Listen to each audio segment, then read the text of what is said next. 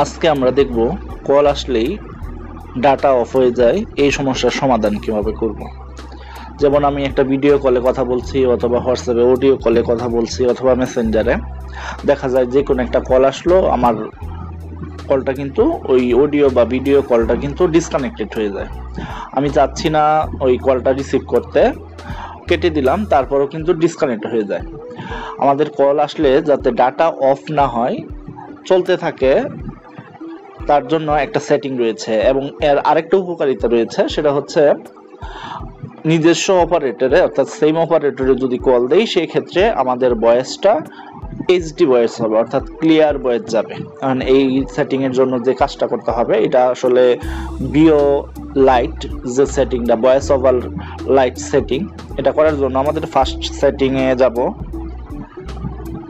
Setting থেকে একটু খেয়াল করুন মোবাইল নেটওয়ার্কস, আমরা মোবাইল নেটওয়ার্কসে চাপ দিব।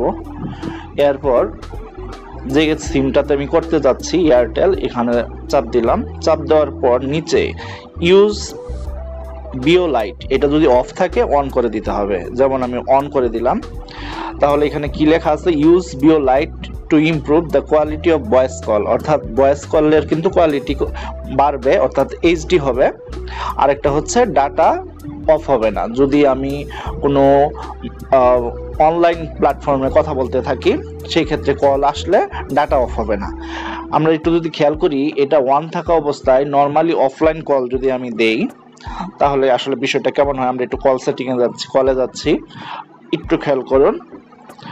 এখানে যদি আমি একটু খেয়াল করি 3 নাম্বার কলটা একটু খেয়াল করে দেখুন, 3 নাম্বার কলে কিন্তু লেখা আছে এইচডি, বাকিগুলো কিন্তু এইচডি না।